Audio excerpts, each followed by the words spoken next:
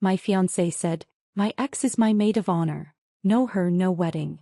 I took a breath, smiled and said, then no wedding it is. I cancelled the venue, refunded every guest and sent him the invoice for my share. When his ex learned he'd be footing the bill instead of me, I finally toasted to freedom. I had already typed up the cancellation emails when Carrie announced his ultimatum about Lisa being his maid of honor. Something in his nervous energy at breakfast had warned me, so while he'd showered I'd opened my laptop and started drafting. Just in case. Grace, I need Lisa standing with me at the wedding. No her, no wedding, that's just how it is. My finger hovered over the send button for the Ritz-Carlton cancellation. $7,000 in deposits, but we had insurance. I looked up at him, this man I'd spent 3 years with, who was really going to make his ex-girlfriend the hill to die on. Okay, I said simply and clicked send. No wedding it is. The email confirmation popped up immediately. Your cancellation has been processed. Carrie's face went through 3 distinct expressions: smugness, confusion, then panic as he realized I wasn't bluffing. But let me back up 12 hours, to when I first sensed this disaster approaching. Before we dive deeper, if you believe women deserve partners who respect their boundaries, please consider subscribing. It's free and helps these important stories reach others. Now let's see what happened next.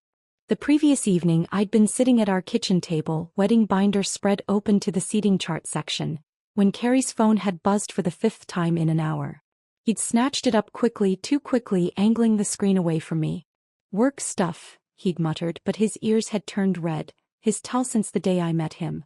I'd returned to my seating chart, placing his college friends at table 7, when he'd cleared his throat. Hey, so I've been reconnecting with some old friends lately. My pen had paused over Great Aunt Martha's placement. Oh. Yeah, just, people from before. It's good to have closure on things before starting a new chapter. The word closure had lodged in my brain like a splinter. In my 5 years as a forensic accountant, I'd learned that when people start talking about closure, they're usually about to open something that should stay shut. That morning, I'd woken at 5:45 a.m. as usual, starting Carrie's Colombian coffee while he slept. His phone sat charging on the nightstand, screen lighting up with another text. LB flashed briefly before going dark. Lauren from his office was LP. His cousin Lindsay was saved as Lindsay. LB was new. I'd continued my morning routine, ironing his shirts, laying out his favorite breakfast, but my mind was already in forensic mode, piecing together fragments. The nervous energy, the late-night texts, the sudden interest in closure. When Carrie had stumbled into the kitchen at 7 a.m., I'd watched him check his phone immediately, his thumb moving quickly across the screen before he'd even said good morning to me. Big meeting today? I'd asked, sliding his coffee across the counter. What? Oh no. Just checking something. His ears. Red again. That's when I'd opened my laptop and started drafting the cancellation emails. Not because I knew what was coming. I couldn't have imagined he'd actually demand his ex-girlfriend be in our wedding party. But because my instincts, honed by years of following paper trails and spotting lies in financial documents, were screaming that something was about to implode. The Ritz-Carlton email was easy. We'd purchased wedding insurance at my insistence. Carrie had called it pessimistic, but I'd called it practical. The florist, photographer, caterers, I'd drafted them all, saving each as I went. $32,000 in vendor contracts, reduced to a folder of unsent emails labeled, just in case. When Carrie had gone to shower, humming off-key like he always did when he was anxious, I'd pulled up our joint expense spreadsheet. 8 months of wedding planning, every receipt logged and categorized. My forensic accounting reflexes had kicked in automatically, calculating his 50% share, factoring in deposits versus refundable amounts. By the time he'd emerged from the bathroom, hair still damp, wearing the shirt I'd ironed 2 hours earlier, I'd had everything ready. The cancellations drafted.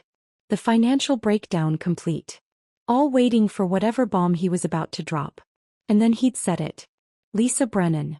The woman who'd destroyed him 3 years ago, who'd stolen $40,000 from their joint account and vanished to Miami with his business partner. The woman he'd spent our entire first year together calling a manipulative sociopath, after his 3rd whiskey. That Lisa was going to be his maid of honor. She's changed, Grace. We've been talking and she's really grown as a person. She understands me in ways that, well, she needs to be there.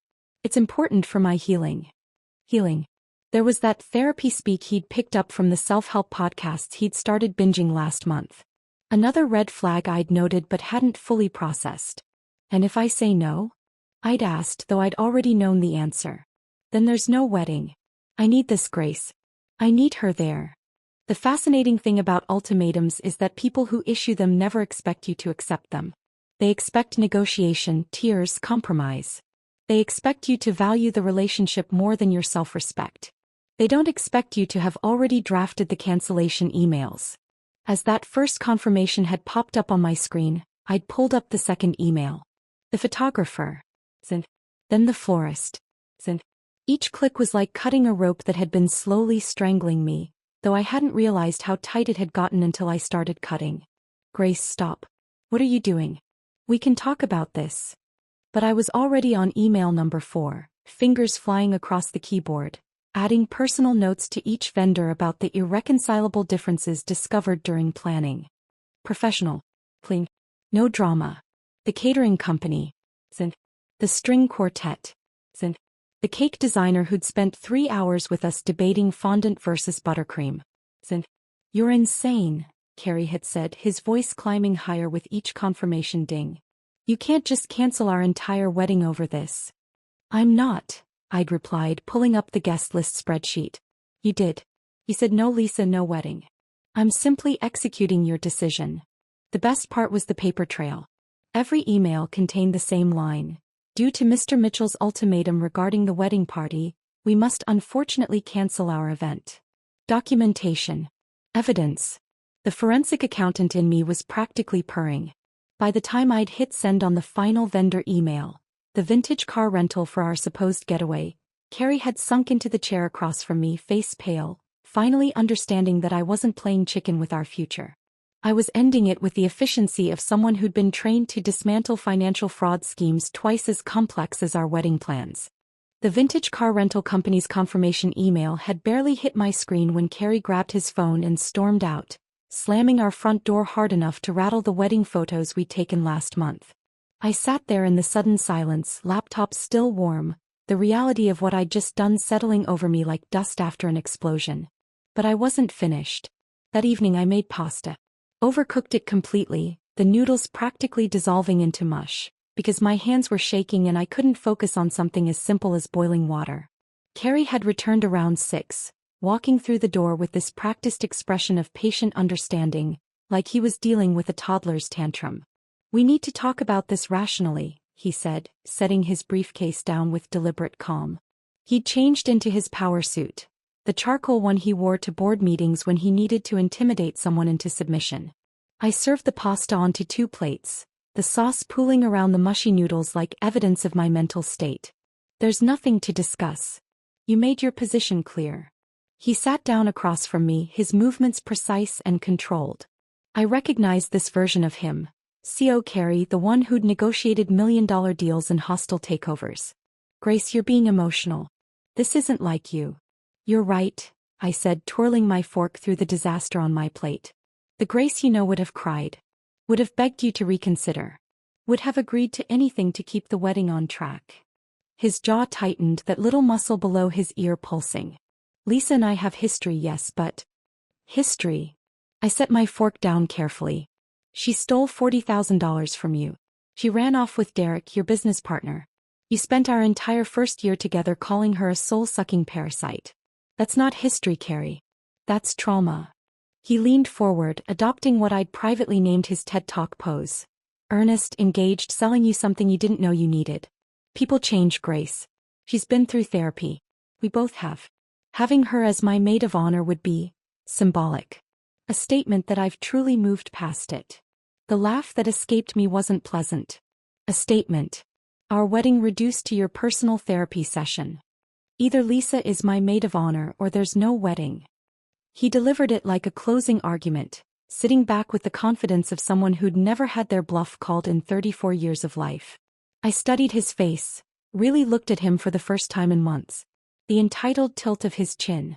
The way his fingers drummed against the table, already calculating my inevitable surrender. He genuinely believed I'd crumble. The wedding is already cancelled, I said quietly. I sent the last email an hour ago. Something shifted in his expression then, the CEO mask cracking. You're serious? Dead serious. I stood, leaving my untouched plate. I'll be in my office working on the financial breakdown. You should probably start checking your credit cards for any wedding-related auto payments. I spent that entire night in my home office, the one Carrie had suggested I convert to a nursery, when the time came. My wedding binder lay open beside me, 8 months of planning reduced to evidence for my new project. The laptop's screen glowed in the darkness as I built my masterpiece. A comprehensive spreadsheet that would have made my forensic accounting professors weep with pride. Every expense categorized. Every vendor payment tracked. Every receipt scanned and attached.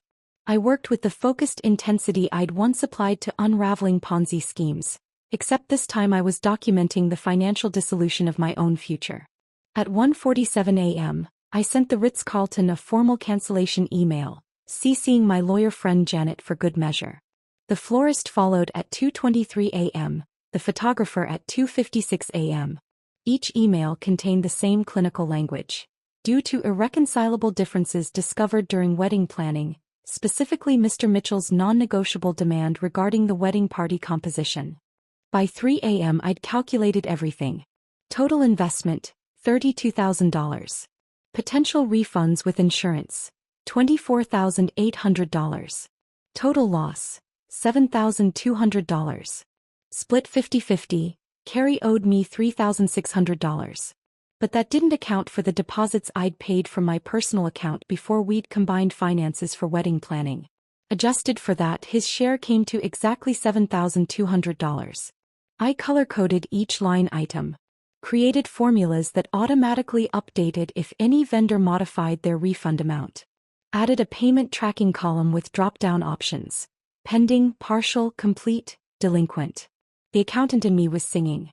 The coffee maker gurgled its fourth pot as I moved on to the guest list. 200 names, each representing someone who'd cleared their calendar, bought gifts, made plans. They deserved better than finding out through gossip. At 4 a.m. I began crafting individual emails. Not a mass blast, that felt cowardly. Each message personalized but professional. To his college friends, we regret to inform you that the wedding has been cancelled due to fundamental differences that emerged during planning. To my relatives, after careful consideration, Carrie and I have decided not to proceed with the wedding. Your support has meant everything. My phone began buzzing at 4:17 a.m. Carrie's mother. I let it go to voicemail. Then my own mother. Then numbers I didn't recognize. I turned it to silent, placed it face down and kept typing. The sun was painting the sky pink and orange when I finally hit send on the last guest notification.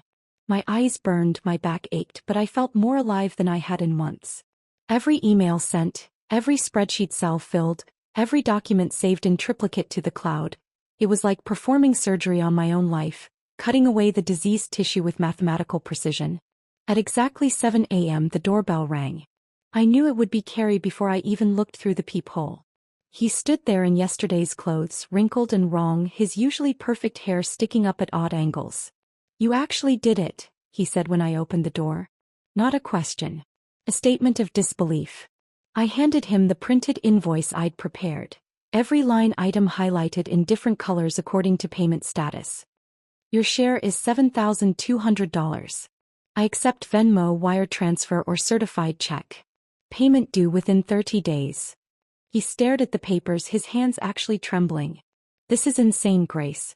You can't invoice me for our wedding. I'm not invoicing you for our wedding, I corrected, pouring myself another cup of coffee with steady hands. I'm invoicing you for your half of the financial losses incurred by your ultimatum. We need to talk about this. Lisa doesn't have to. Stop. The word came out sharper than intended. You made your choice. Lisa or no wedding. I'm simply facilitating your decision. That's when his anger finally surfaced, replacing the shock. You're being vindictive. Petty. This isn't the Grace I fell in love with. You're right, I agreed.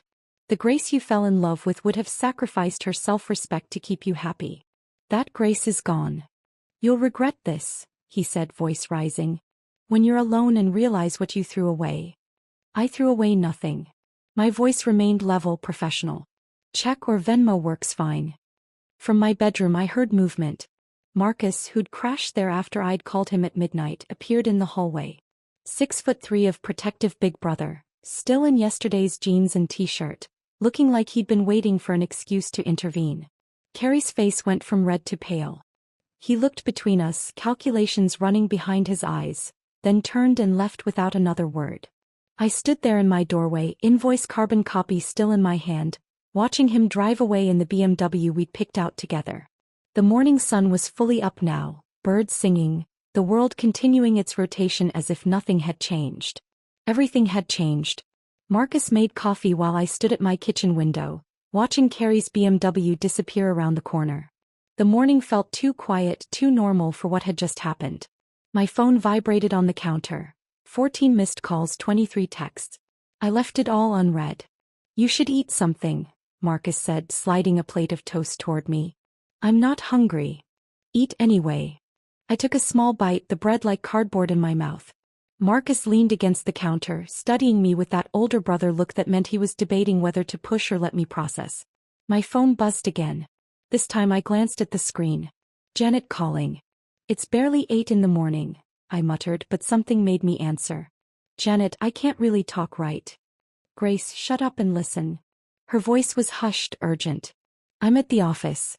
Carrie's here and so is Lisa." My hand tightened on the phone. "What?" "I came in early to finish the Morrison audit and they're in conference room B. The walls are thin, Grace. They're screaming at each other." I heard rustling, then Janet's breathing as she apparently moved closer. Suddenly Lisa's voice came through, shrill and clear. "You want me to help pay for the wedding I supposedly ruined? Are you completely insane?" Carrie's response was muffled, but I caught fragments. "Told you this would happen. Your idea to push for maid of honor." "I'm recording this," Janet whispered. "Hold on." The next few minutes were a masterclass in relationship destruction. Through Janet's phone, I heard Lisa raging about Carrie using her as an excuse, about him being too weak to commit. Then Carrie's voice, clearer now, desperate. "I needed you there to prove I was over you. The whole wedding was supposed to be closure." "Closure?" Lisa laughed, bitter and sharp. "You've been texting me every night for 6 months. You told me you still loved me last week." My legs went weak. Marcus grabbed my arm, guided me to a chair. "I was confused," Carrie protested. "Getting married was making me crazy. I just needed to know." "You needed to mark your territory," Lisa spat. "Both of us did. We're toxic, Carrie. We've always been toxic. And that poor woman was just collateral damage in our sick game." The recording cut off. Janet came back on the line. "I've got about 3 more minutes recorded. I'm sending it now." "Grace, I'm so sorry." After Janet hung up, I sat there staring at my phone as the audio file arrived. Marcus played it through his phone, his face darkening with each word. When it ended, he very calmly walked to my cabinet, pulled out a mug and threw it against the wall. "Feel better?" I asked. "Little bit, yeah." My phone rang again. Unknown number. I almost didn't answer, but something made me swipe accept.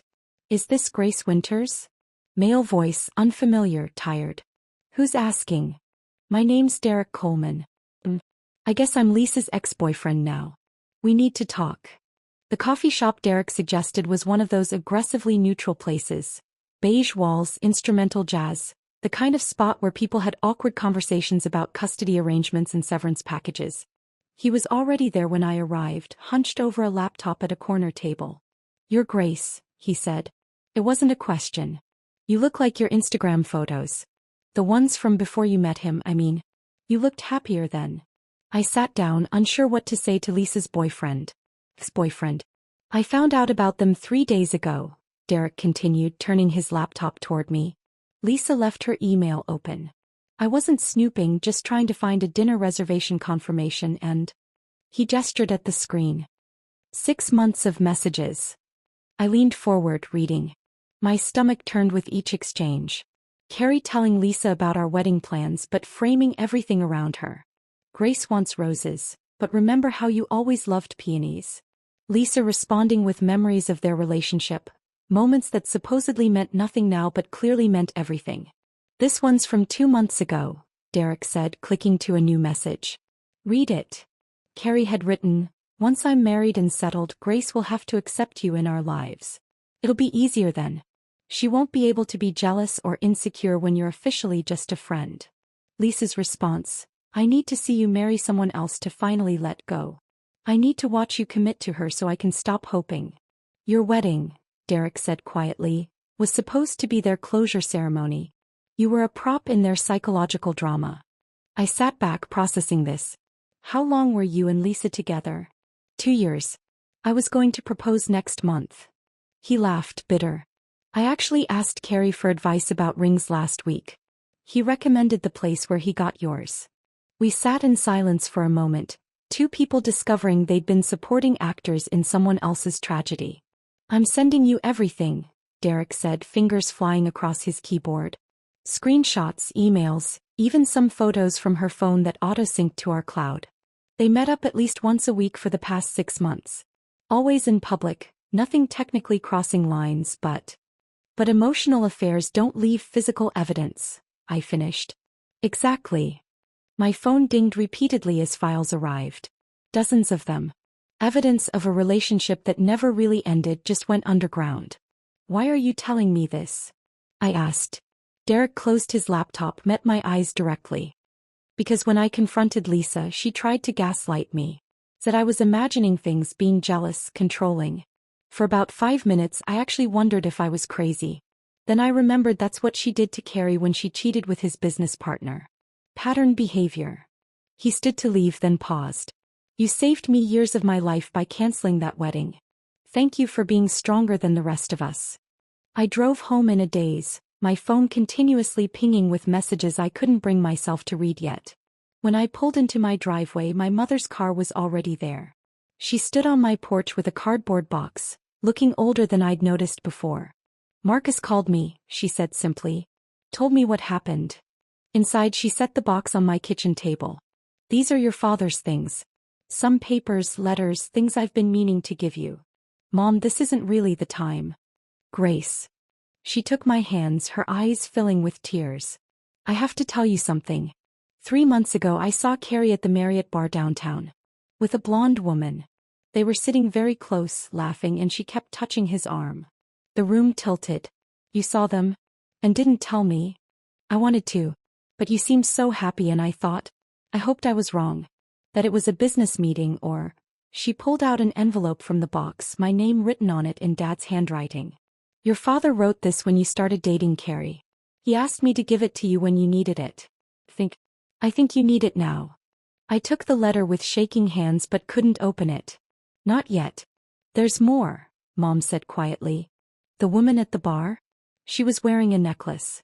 A distinctive one with a butterfly pendant.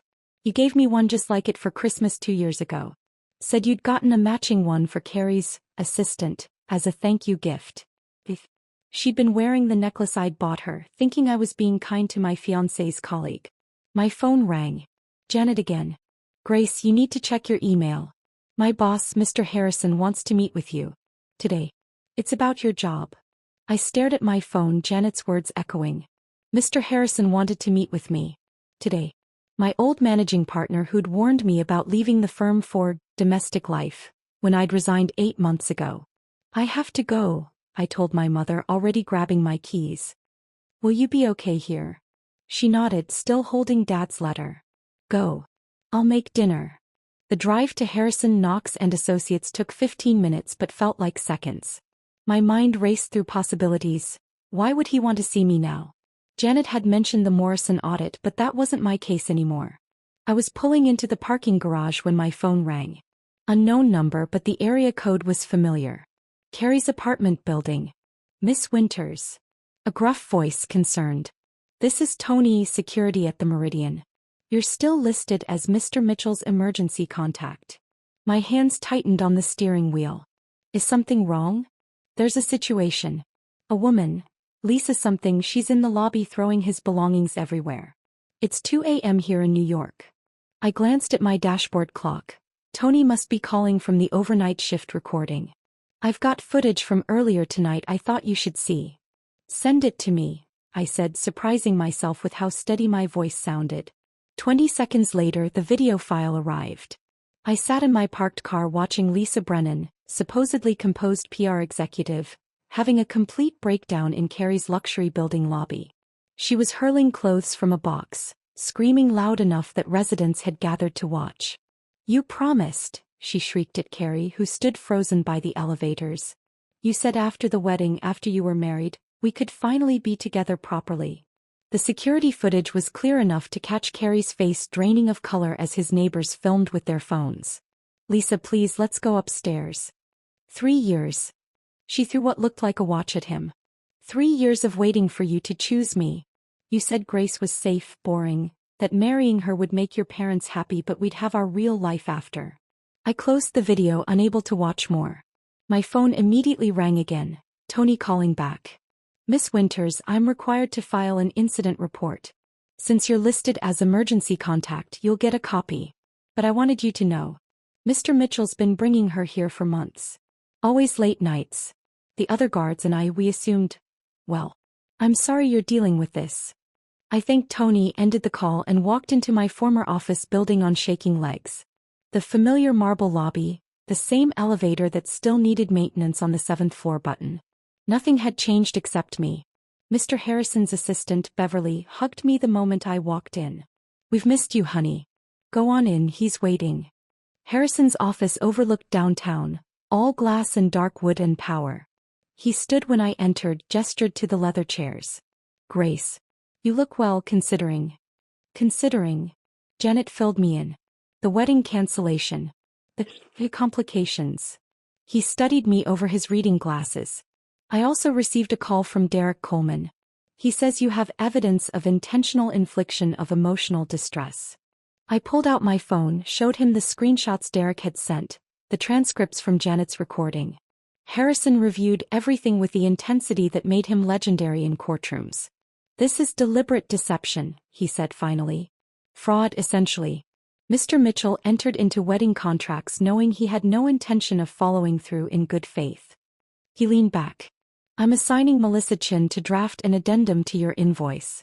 Given this evidence, your emotional distress claim is rock solid.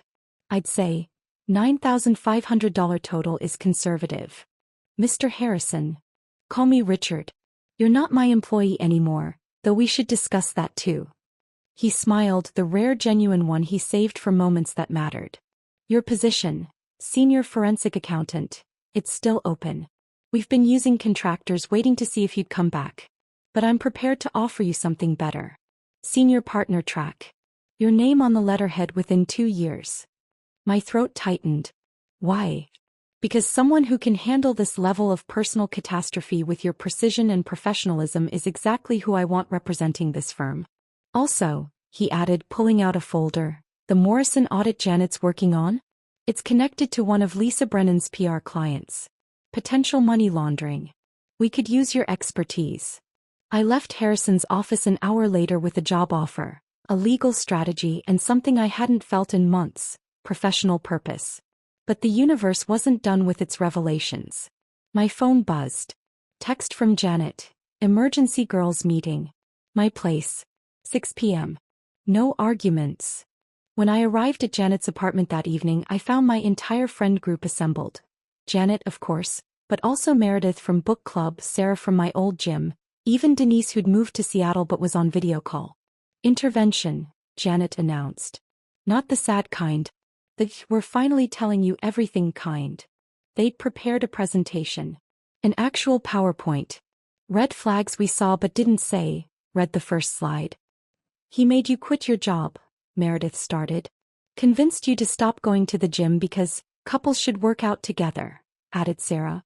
"Remember when he threw out your power suits because they were too aggressive?" Denise called from the laptop screen. Slide after slide of moments I'd rationalized, dismissed, forgiven. The time he'd shown up at our girls' night because he missed me too much. How he'd slowly replaced my friends with his approved couple friends. The way he'd convinced me that wedding planning was more important than maintaining my CPA certification. "We made something," Janet said, pulling out a scrapbook, "to remind you who Grace Winters actually is. Photos of me accepting the Forensic Accountant of the Year award. Newspaper clipping from when I'd testified in the Morrison embezzlement trial. My marathon medal from 2 years ago, before Carrie decided running was unfeminine. Pictures from my promotion party, the one Carrie had made me leave early because he had a headache. You disappeared, Sarah said quietly. Piece by piece you just vanished into him. The last page was a photo from 3 years ago before Carrie. I was laughing at something off camera, wearing one of my power suits, looking alive in a way I'd forgotten existed. We're taking back your wedding day, Janet announced. Already booked the rooftop bar at the Sterling. The one Carrie said was too casual for your rehearsal dinner. We're calling it your Liberation Day party. I was trying to form words to thank them when my phone rang. Unknown number again. Grace Winters. A woman's voice, formal. This is Catherine Mitchell, Carrie's mother. My friends went silent watching my face. Mrs. Mitchell. We need to meet. Tomorrow Café Luna, 2 p.m. It's about Carrie's history. Things you deserve to know. She paused. Please. Just give me an hour. I told Catherine Mitchell I'd meet her, then hung up and looked at my friends' concerned faces. I need to go, I said, though what I really needed was to be alone, to process everything that kept crashing over me in waves. Janet squeezed my hand. Call if you need us. Any time. I drove home to find Mom had made chicken soup, Dad's recipe. We ate in comfortable silence until she pulled the cardboard box closer. There are more letters in here. Other things too. She left me alone at the kitchen table with the box. I waited until her car pulled away before reaching for the envelope with my name in Dad's careful handwriting. The paper was cream-colored, his law firm letterhead. Dated 3 months after I'd started dating Carrie. My hands trembled as I unfolded it. My dear Grace, it began. By the time you read this, I'll be gone and you'll probably be facing something that's making you question everything. I'm writing this because I see signs that worry me, and I won't be there to say these words when you need them. I had to stop vision blurring. Dad had been fighting cancer when he wrote this, knowing he had maybe 6 months left. Your young man came to dinner last week. He's charming, successful, everything a father should want for his daughter. But Grace, I watched him correct you 3 times during dinner. Small things, how you held your fork, the wine you ordered, the way you laughed at your mother's joke. Each time you adjusted yourself, made yourself smaller. Baby girl, if someone makes you smaller to feel bigger, that's not love. That's theft. The words hit like physical blows. I remembered that dinner. Carrie had been so attentive, so perfect. Dad had seemed distant and I'd thought it was the pain medication. You've always been bright, fierce, independent. Your mother says you get that from me, but we both know you surpass us both. Don't let anyone convince you that your strength is a flaw to be fixed. The right person will see your fire and want to stand beside it, not extinguish it. Trust your gut over grand gestures. Keep your own bank account, your own friends, your own dreams. A real partner won't feel threatened by your independence. They'll celebrate it. The letter went on, 2 more pages of wisdom I'd needed months ago. Or maybe I'd needed to lose myself first to understand what I'd lost. I sat in my kitchen until midnight, crying for the first time since Carrie's ultimatum. Not delicate tears, but body-shaking sobs that left me exhausted and somehow cleaner. The next morning I had appointments with vendors about refunds. The Ritz-Carlton was first. Patricia, the event coordinator, met me in the marble lobby with a folder and an expression of barely concealed relief. I'll be honest, Miss Winters, she said, leading me to a private office. When you cancelled, several of our staff members were relieved. Excuse me. Patricia hesitated, then seemed to make a decision. Mr. Mitchell and his friend Lisa Brennan, they've been meeting here regularly. Always in the bar, always for hours. Last month she tried to change your centerpiece orders, claiming she was your wedding planner. When we verified with you, Mr. Mitchell called to apologize, said she was overly enthusiastic. My stomach turned. How often did they meet? Monthly at least. Sometimes more. Patricia pulled out a receipt folder. Your refund is already processed. Full amount minus the standard administration fee. And Miss Winters?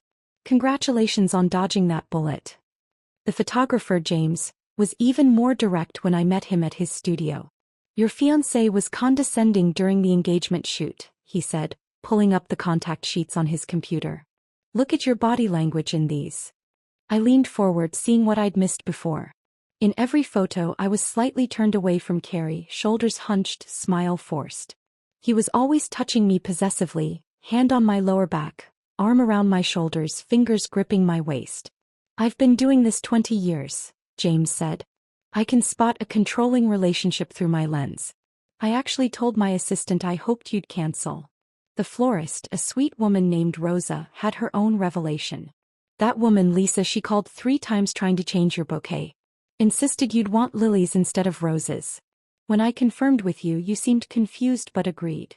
Rosa pulled out her order forms. You originally wanted peonies, remember? Your favorite. But Mr. Mitchell said they were too casual for the venue. Each vendor, each revelation, another crack in the facade I'd built around my relationship. I'd been so focused on creating the perfect wedding that I'd ignored every warning sign. At 3 a.m. that night, my phone buzzed. Voicemail notification. Unknown number, but the voice was unmistakably Lisa's, slurred and desperate. Grace, it's me. I know you hate me and you should, but I need to tell you something. I orchestrated all of it. Getting back in touch with Carrie, becoming his friend, pushing to be in the wedding. I was going to object during the ceremony as a joke, but not really. I needed to mark my territory, show everyone he still loved me. But it backfired. Everything backfired. Derek left me, my company's putting me on leave because someone leaked those screenshots, and Carrie won't even answer my calls now. There was a pause, the sound of her crying. I'll pay his debt to you. All of it. The whole $7,200. Just sign an NDA saying you won't share anything else about us. Please. My career depends on reputation and this is destroying everything. I'm sorry. I'm so sorry for everything. The voicemail ended. I deleted it, then retrieved it from my trash folder. Evidence, the forensic accountant in me whispered. Always keep evidence. 2 days later, I sat in Dr. Elena Martinez's office, Marcus's therapist recommendation. Her office was warm, plants everywhere, nothing like the sterile environments I'd imagined. Tell me what brings you here, she said simply. I started with the ultimatum, but she gently guided me backward. When did I stop seeing my friends as often? When did I start dressing differently? When did my career become less important than wedding planning? He never explicitly told me to quit my job, I said, defending him reflexively before catching myself. He just made it seem like planning our future was more important. And you believed that meant leaving your career? The question hung there. Yes. I'd interpreted his subtle pressure as reasonable requests. Dr. Martinez helped me see the pattern. How each small surrender had led to bigger ones, how isolation from support systems made me dependent on his approval. Your father's death, she said gently. That was 2 months before you met Carrie? I nodded, throat tight. Grief makes us vulnerable. Someone offering security, stability, the promise of a planned future. That would have been powerfully attractive when you were mourning someone who represented safety. We talked about the woman in the scrapbook photos, the one who'd won awards and run marathons. She's still you, Dr. Martinez said. Just buried under layers of someone else's expectations. As I left her office, I felt something shifting. Not healing yet, too soon for that, but an awakening. The Grace who'd calculated vendor refunds and created vengeful spreadsheets? She was the same one who'd testified in federal court and solved million-dollar fraud cases. I sat in my car afterward, pulled out my phone and did something I hadn't done in 8 months. I called my old running group and signed up for next week's morning jog. The running group text confirmation had barely sent when my phone rang. Derek Coleman again, but this time his voice carried urgency rather than exhaustion. Can you meet me tomorrow? Same coffee shop, but bring your laptop. I found something you need to see. I agreed, then spent the rest of the evening organizing every piece of financial documentation from my relationship with Carrie. Bank statements, credit card bills, investment accounts. The paper trail of 3 years laid out across my dining room table. The forensic accountant in me had awakened fully and she was hunting. Derek was already there when I arrived the next morning, his laptop open, legal pad covered in notes. He looked like he hadn't slept, but his eyes were sharp, focused. Joint credit card, he said without preamble, sliding a statement across to me. Lisa and Carrie opened it 6 months ago. They've been charging dinners, hotels. Look at this one. I studied the charge. The Rosemont Inn 2 hours north. 3 separate weekend charges over the past 4 months. Always when I'd thought Carrie was at conferences. That's not all, Derek continued, pulling up his laptop screen. Remember how Lisa suddenly had money for that new BMW? He told me it was a bonus from work. But look at this property record. The screen showed a rental property listing in Lisa's name, purchased 4 months ago. The down payment amount matched a loan Carrie had taken from his investment account. Something I'd questioned at the time, but he'd said it was for a business opportunity with his brother. They bought property together, I said, the implications hitting me. While we were planning our wedding, they were making joint investments. Derek nodded grimly. There's more. I found emails about a business venture they were planning. A consulting firm that would launch, get this, right after your honeymoon. We spent the next 3 hours building a comprehensive financial map. Derek's legal expertise combined with my accounting skills created a devastating picture of deception.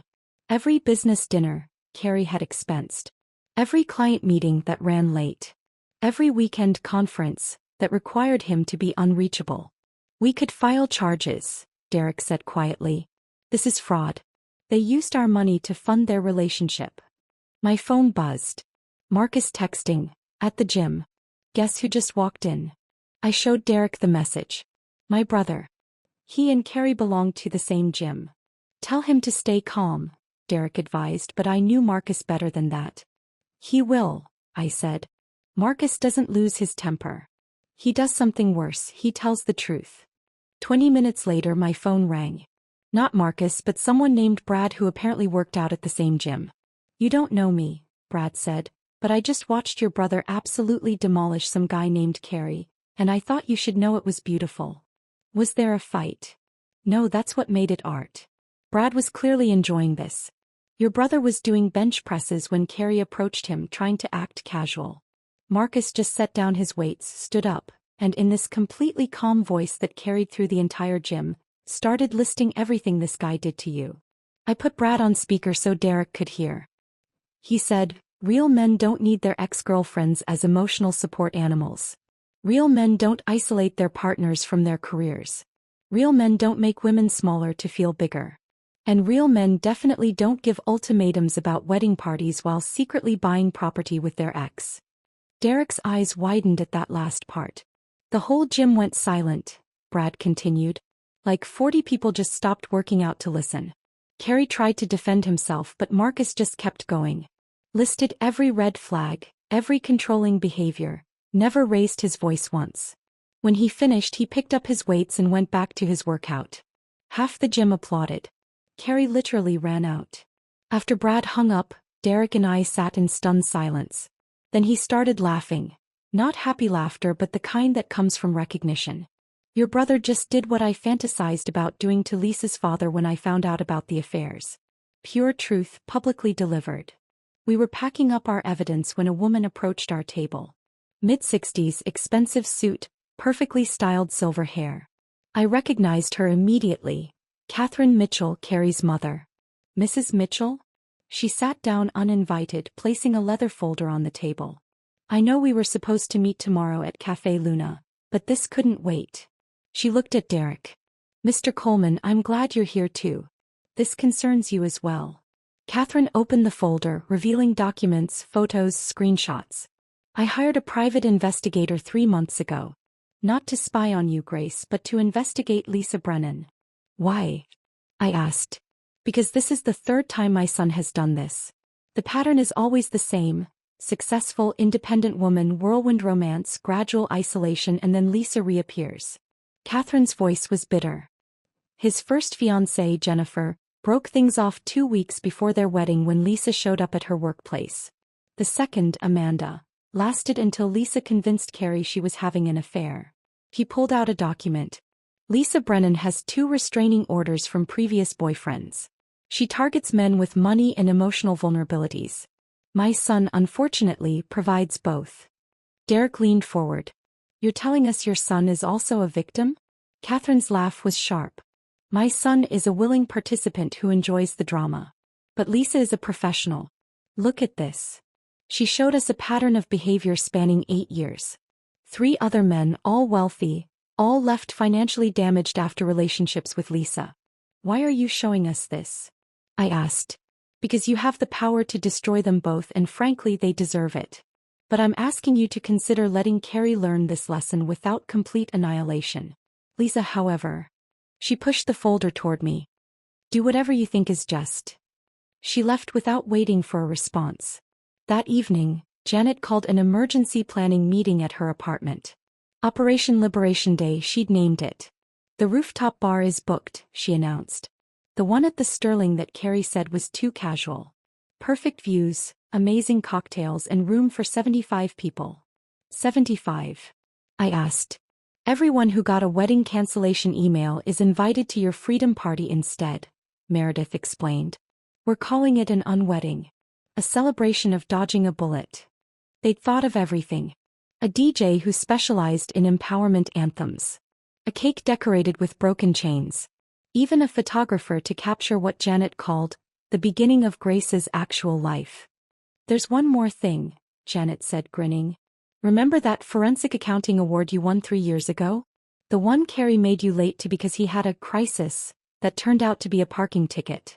I nodded, the memory stinging. Well, Harrison called. The business community wants to honor you again. For extraordinary integrity in personal and professional conduct. They want to present it at your party. I looked around at these women who'd stood by me, who'd collected evidence of my disappearance while waiting for me to wake up.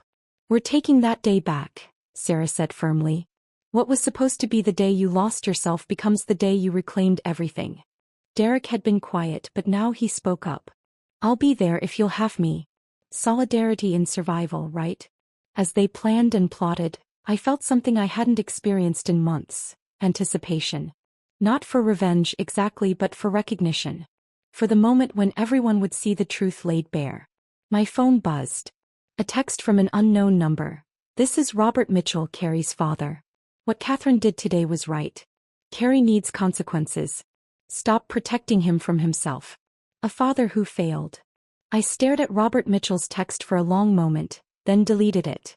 Some messages didn't need responses. They just needed to be witnessed. The planning continued around me, my friends' voices rising and falling as they debated cocktail options and playlist arrangements. But my mind drifted to what the next 48 hours would bring. 2 nights before what would have been my wedding day, I was home reviewing Derek's lawsuit documents when my doorbell rang at 10 p.m. Through the peephole, I saw Carrie swaying on my doorstep, wearing the Tom Ford suit I'd bought him for his birthday last year. His tie was crooked, his hair disheveled, and even from inside I could smell the whiskey. I opened the door but didn't invite him in. Carrie. Grace. His voice was thick, words slightly slurred. I need to talk to you. It's late. Lisa won't answer my calls. He laughed, bitter and hollow. Can you believe that? She won't answer. Derek's suing us both. My parents paid your invoice to avoid the lawsuit. $9,500, Grace. They paid it an hour ago. I felt my phone vibrate in my pocket but didn't check it. That's between you and them. I chose wrong, he said, eyes red-rimmed and desperate. I see that now. Lisa and I, we're toxic. We always were. But you and me, we were stable. Safe. Safe, I repeated, the word tasting sour. I loved you, he continued, swaying slightly. Maybe not the right way, but I did love you. I studied his face. This man I'd planned to marry, who'd systematically dismantled who I was while I thanked him for his attention. You didn't choose wrong, Carrie. You chose exactly what you wanted. You just didn't expect to pay for it. His face crumpled. Please. Can we just talk? 5 minutes. No. The word came out calm, final. Go home, Carrie. Call an Uber. Don't drive like this. I started to close the door, but he pressed his palm against it. You're really going through with it? The party? On our wedding day? It's not our wedding day. It's just Saturday now. I removed his hand gently but firmly. Goodbye, Carrie. I closed the door and stood there listening to his footsteps retreat. My elderly neighbor Mrs. Chin opened her door across the hall, gave me a supportive nod, then loudly said, "About time you got rid of that controlling jerk." Several other doors opened, neighbors who'd apparently been listening, offering silent support as Carrie stumbled toward the elevator. I checked my phone. The notification was from my bank. $9,500 deposited into my account. The Mitchells had paid in full. The morning of what would have been my wedding day, I woke at 6 a.m. feeling strangely peaceful. No anxiety, no sadness, just a peculiar lightness. My phone showed 17 messages but none from Carrie or Lisa. Patricia from the Ritz-Carlton. Thinking of you today. You made the right choice. James the photographer. Would love to photograph your actual wedding someday. To someone who deserves you. Even Carrie's Aunt Margaret had sent a message. Robert told me everything. You deserved so much better than my nephew. Proud of your strength. I made coffee, opened my laptop and booked a solo trip to Santorini. 2 weeks of Greek sunsets, wine and solitude, funded by Carrie's betrayal. The confirmation email felt like a promise to myself. Marcus arrived at noon to help me get ready for the party. You look good, he said simply. Like yourself again. I'd chosen a red dress. The one Carrie had said was too attention-seeking when I'd worn it to his company party. My hair was down, not in the elaborate updo we'd planned for the wedding. I looked in the mirror and saw glimpses of the woman from the scrapbook photos. The rooftop bar at the Sterling was perfect. Fairy lights strung between posts, the city skyline glittering beyond, tables arranged for mingling rather than formal seating. Janet had outdone herself, elegant but relaxed, celebratory without being vengeful. People started arriving at 6. Not the 200 we'd invited to the wedding, but 75 people who actually knew and cared about me. Derek arrived early, looking nervous but determined in a simple black suit. Solidarity in survival, he said, raising his beer. And in freedom, I replied. The cake was spectacular, 3 tiers decorated with fondant chains breaking apart. Congratulations on your unwedding written in gold script. Someone had hired a photographer who moved through the crowd capturing genuine laughter instead of posed smiles. At 8 o'clock, Marcus clinked his glass for attention. The rooftop grew quiet as he stepped forward and I saw him pull out index cards. My brother who never prepared speeches, who said public speaking was for people with something to prove. Most of you know me as Grace's protective big brother, he began, his voice carrying across the space. But tonight, I'm here as someone who watched my sister disappear piece by piece into someone else's idea of who she should be. A few people murmured agreement. 6 weeks ago, Carrie told Grace she had to accept his ex-girlfriend as maid of honor or there'd be no wedding. He expected tears, bargaining, submission. Instead, my sister looked him in the eye and said, "Then no wedding it is." The crowd stirred, some hearing the full story for the first time. To Grace, Marcus raised his glass, his voice thick with emotion, who when told no wedding, had the courage to say, "Then no wedding it is," and mean it. Who chose herself over a man who only loved the smaller version of her. Who turned the worst ultimatum into the best decision of her life. The rooftop erupted in cheers. People surrounded me with hugs, tears, congratulations on my escape. The DJ started playing Survivor by Destiny's Child, and everyone flooded the dance floor. Around 10, Janet pulled me aside with her phone. "You need to see this." She showed me a LinkedIn post from Lisa's PR firm. Brennan Communications announces the departure of Lisa Brennan, who is pursuing other opportunities. We wish her well in her future endeavors. The comments were brutal.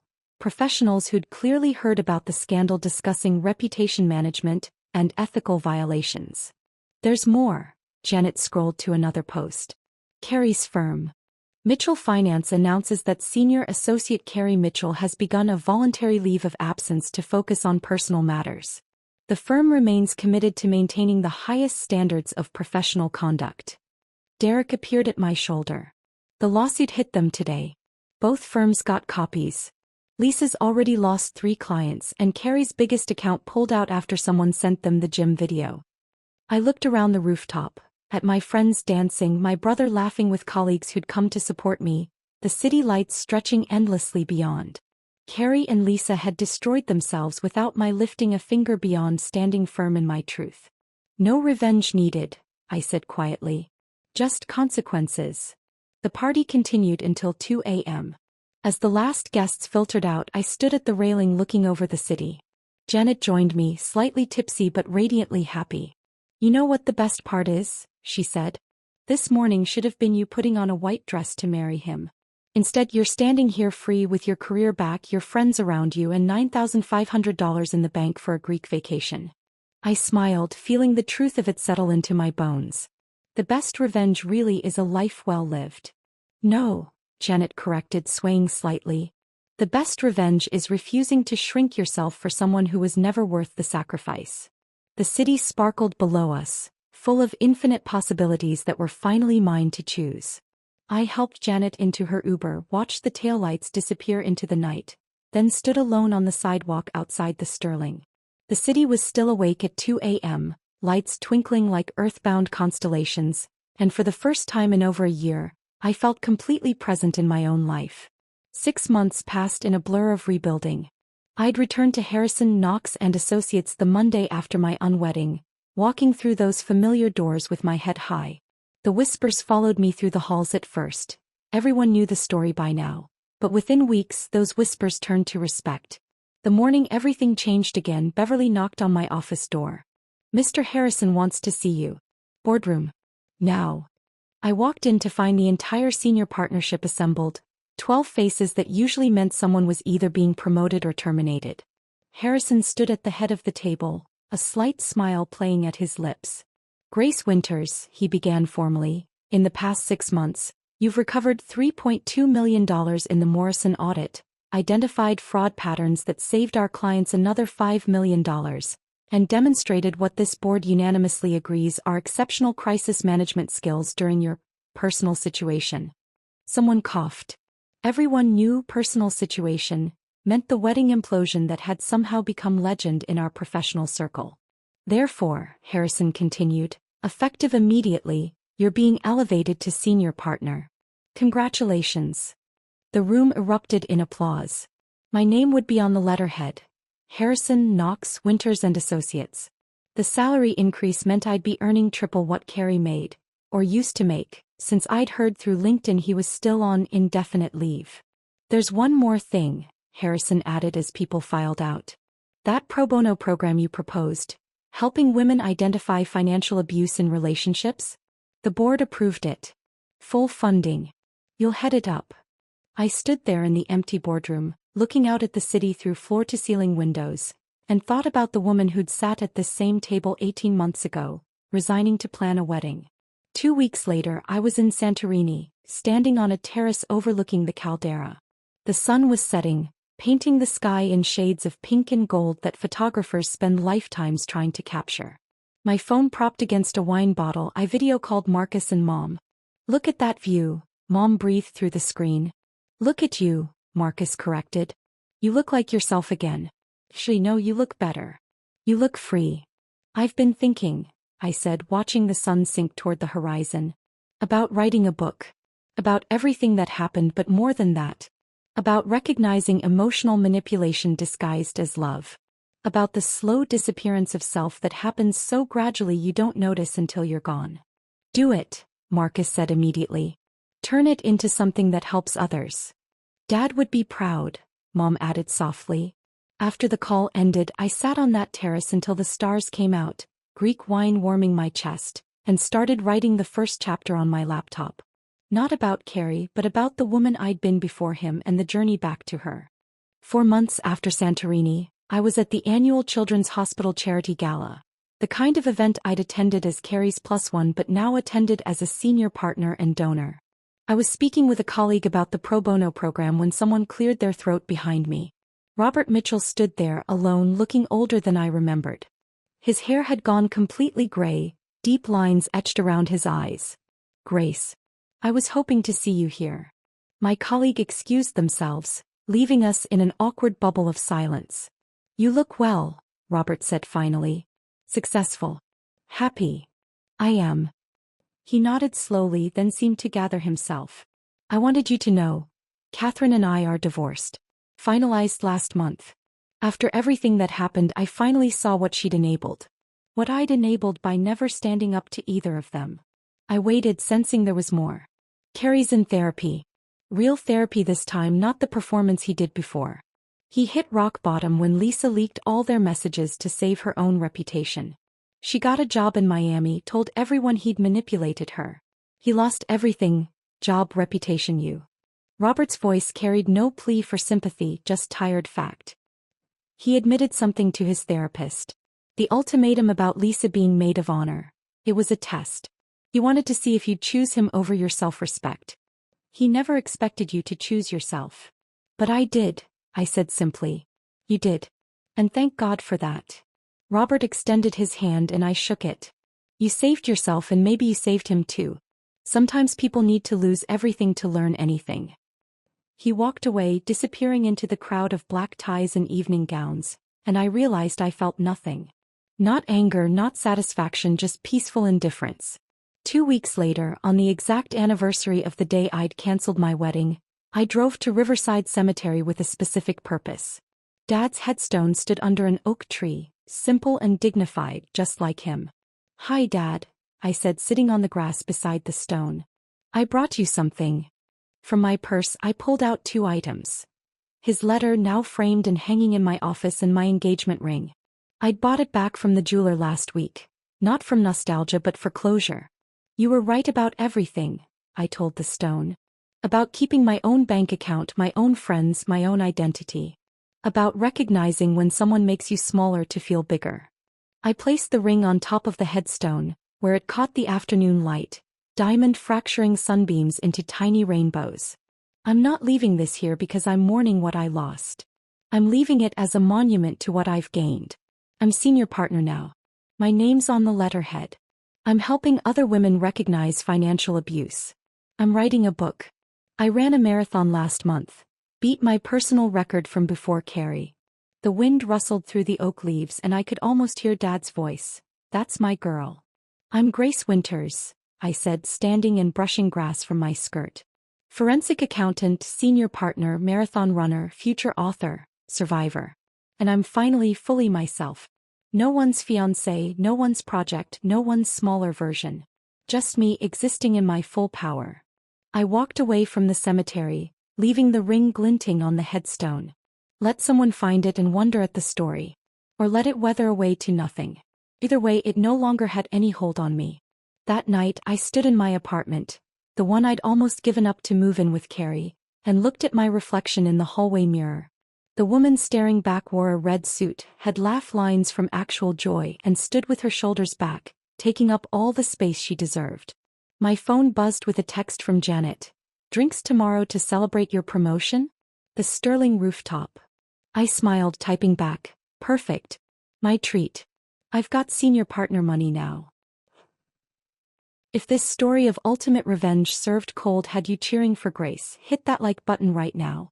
My favorite part was when Grace simply said, "Then no wedding it is," and actually meant it. Talk about calling someone's bluff. What was your favorite moment of sweet justice? Drop it in the comments below. Don't miss more incredible stories of betrayal and triumph. Subscribe and hit that notification bell so you never miss an upload. Never miss an upload. Never miss an upload. Never miss an upload. Never miss an upload.